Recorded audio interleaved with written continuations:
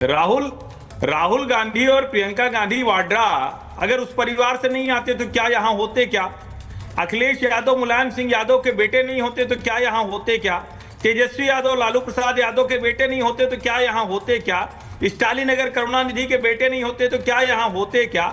अगर केटीआर और केसीआर के बेटे नहीं होते केटीआर तो क्या यहां होते क्या? कन्नी मोझी से लेकर सुप्रिया सुले तक अगर सुप्रिया सुले शरद पवार की बेटी नहीं होती तो यहाँ होती क्या? अजीत पवार अगर शरद पवार के भतीजे नहीं होते तो क्या यहाँ होते क्या? अगर उद्धव ठाकरे बाला साहब के बेटे नहीं होते, मैं लिस्ट पढ़ लेता हूं। नहीं होते, आदित्य सुचेता जी दिस इज नॉट फेयर। नहीं, एक सेकंड, ये लिस्ट पढ़ सकते हैं, मैं लिस्ट नहीं पढ़ सकता। चलिए ठीक है, मैं लिस्ट पढ़ देता हूं। पीयूष गोयल नहीं, पीयूष गोयल के पिताजी वेद प्रकाश गोयल नहीं होते तो राजनीति के खिलाफ देश उठ खड़ा हुआ। और फिर मैं कह रहा हूं, किसी के परिवार में कोई नेता हो, उनका बेटा नेता बने, बेटी नेता बने, कोई दिक्कत नहीं, लेकिन सिर्फ इसी वजह से बने वो पूरी पार्टी चलाए, वही तय करे राजनीति कैसे होगी, इसमें दिक्कत है। उसके खिलाफ देश ने नरेंद्र मोदी को नेता बनाया है, ये समझिए जरा आप इसको। ये नेपोकिट्स वो वाली आदत नहीं हो सकती है कि देश का प्रधानमंत्री, और मनमोहन सिंह जैसा कमजोर प्रधानमंत्री तो भारत के इतिहास में हुआ ही नहीं। Super prime minister Sonia Gandhi, super से ऊपर प्राइम मिनिस्टर राहुल गांधी, और वो राहुल गांधी जो जाकर प्रतीकात्मक तौर पर ऑर्डिनेंस फाड़ देते, कैसे प्रधानमंत्री थे वो? उनको तो राहुल गांधी को तुरंत निकाल बाहर करना चाहिए, बर्खास्त करना चाहिए था पार्टी से, लेकिन इतनी स्थिति नहीं थी उनकी। उनको तो फाइल के लिए भी सोनिया जी की कृपा पर रहना पड़ता था। तो नेपोकिट्स होना, और फिर मैं कह रहा हूं राजनीति में किसी के परिवार के लोग आए, इसमें कोई समस्या नहीं, कहीं भी आए कोई समस्या नहीं, लेकिन वही तय करे वो नेपोकिट्स है। देखिए, मैं आपसे सहमत हूं हर्षवर्धन जी, और इसलिए सहमत हूं फराज जी, मैं उम्मीद कर रही हूं आपकी आवाज अब क्लियर आएगी। मैं दूसरा अटेम्प्ट आपसे कर रही हूं बात करने का।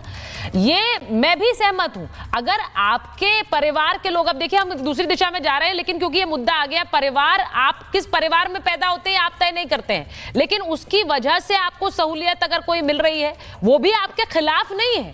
लेकिन आप, अगर आपके सामने एक ऐसा व्यक्ति खड़ा हुआ है जो कि अपने दम पर कहीं बनकर पहुंचा है, तो फिर आप नेपोकिड वाली अगर आरोप पब्लिक लाइफ में लेकर आएंगे तो वो उंगलियां आपके तरफ ही उठ जाएंगी। अब मैं जरा वापस मुद्दे पर आ रही हूं फराज जी, क्योंकि उस नेपोकिड वाली डिबेट में फिर बहुत से नेता आ जाएंगे। फराज जी, जो हम बात कर रहे हैं प्रधानमंत्री की, निखिल जी कह रहे हैं कि कौन से एक वैश्विक नेता नहीं है, सारे नेता जो प्रधानमंत्री रहे हैं वो सब वैश्विक नेता रहे हैं, तो नरेंद्र मोदी खास क्यों है? आप भी सहमत?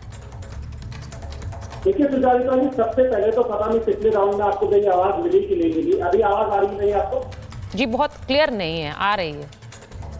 अच्छा, तो शैल आई कंटिन्यू? और हाँ प्लीज बोलिए बोलिए बोलिए बोलिए, अब ठीक है। अच्छा, तो मैं ये बोल रहा हूँ कि देखिए, सबसे पहले तो प्रधानमंत्री जी को, आदरणीय प्रधानमंत्री जी को उनकी बर्थडे पर मेरी तरफ से और मेरी पार्टी की तरफ से बहुत बहुत बधाई। और हम ऐसी कामना करते हैं कि प्रधानमंत्री जी साथ सेहत के, उनकी लंबी उम्र हो और वो देश की सेवा करते रहे।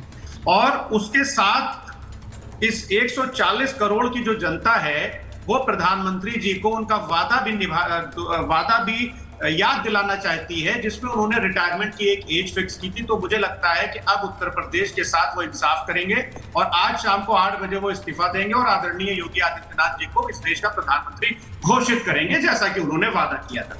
ये वाला वादा कब किया था?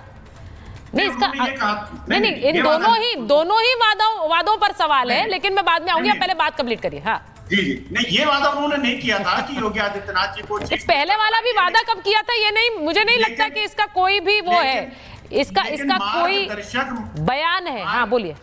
हाँ, मार्गदर्शक मंडल उन्होंने बनाया था और उन्होंने एक नई परंपरा शुरू की थी, जिसका हम स्वागत भी करते हैं। खैर, देखिए सुचारिता जी, क्या है कि यहाँ पर अभी बहुत बातें हुई, और जाहिर सी बात है मोदी जी भारत के प्रधानमंत्री हैं, और भारत का डंका आज से नहीं सदियों से बजता चला रहा है और बजता चला रहेगा।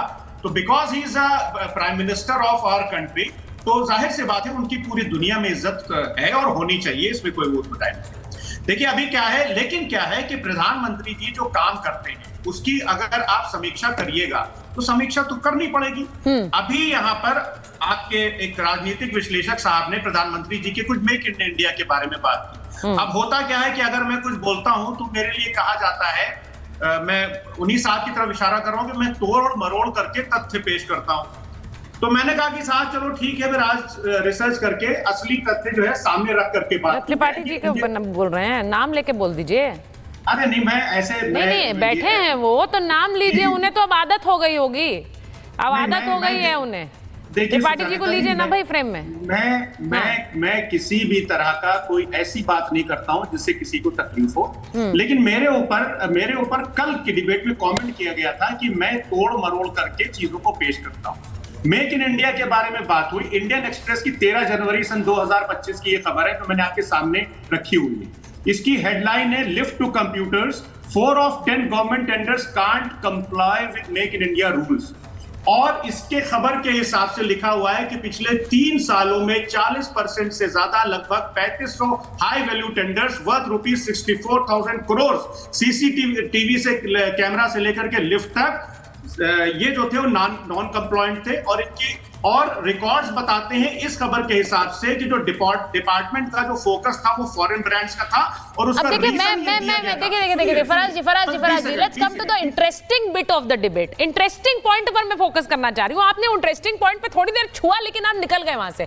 अब मुझे एज एन एंकर मेरे अंदर एक एक्साइटमेंट होता है जब मुझे डिबेटिंग पॉइंट नजर आता है। अब आपने एक बड़ी बात, अच्छी बात बोली कि मोदी जी, 2 चीजें आपने बोली। आपने कहा मोदी जी क्या उस रिटायरमेंट प्लान पर अमल करेंगे जो उन्होंने दिया है। दूसरी बात, क्या वो योगी आदित्यनाथ जी को आगे करेंगे जैसे उन्होंने वादा किया है। तो दूसरी वाली बात, ये तो वादा उन्होंने नहीं किया, आपने खुद मान लिया। पहला वाला पॉइंट, 75 इयर्स में वो रिटायरमेंट लेंगे, मुझे ऐसा कोई बयान उनका याद नहीं। दूसरी बात, आप बार बार विपक्ष कहता है मार्गदर्शक मंडल में डाल दिया है। तो मुझे जहां तक याद है हर्षवर्धन जी, जब LK आडवाणी भी चुनाव लड़ रहे थे तब उनकी उम्र क्या रही होगी? वो 75 थे तो ज्यादा ही थे। तो कौन से मार्गदर्शन मंडल में वो चले गए थे? वो PM की रेस में थे 2009 में। हर्षवर्धन जी, मुझे तो सचमुच बड़ा, फराज भाई मैं नाम लेकर बात करता हूं, लेकिन मैं अभद्र नहीं हो सकता, और अभद्र आप भी नहीं होते हैं। तो नाम लीजिए, आप बताइए। कल की डिबेट में आपको कहा था तो आप उस डिबेट का करें, लेकिन आज भी आप जो पेपर दिखा रहे हैं उस पर 2 लाइन बोल के तब इसका जवाब मैं देता हूं सुचित्रा जी। इसमें भी फराज भाई कह रहे हैं कि वो मेक इन इंडिया कंप्लायंस नहीं हो पाया, वो पूरी तरह से वो नहीं हो पाए। मैंने क्या बात कही? मैंने कहा भैया 80 के दशक में शुरू किया था ना सेमीकंडक्टर, क्यों नहीं हो पाया, किस चक्कर में नहीं हो पाया? और आज 2023 से शुरू हुआ, 2025 में 6 सेमीकंडक्टर फैक्ट्री लग गई, पहली मेड इन इंडिया चिप आ गई। अभी अब अचानक से ऐसा थोड़ी ना होगा कि 100% कर लेंगे। अभी जो नया वाला iPhone 17 आया है वो भारत में बन रहा है, वो उसको भारत की फैक्ट्री में बना रहा है। तो कम से कम जब आप चीजों को करते हैं तो संदर्भ के साथ बताइए। जाहिर है अभी बहुत लंबा रास्ता तय करना है, अभी चाइना, ताइवान, दूसरे जो देश है उससे लंबा मुकाबला।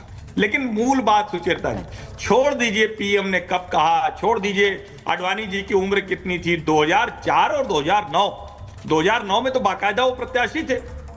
आडवाणी जी की उम्र उस वक्त कितनी थी?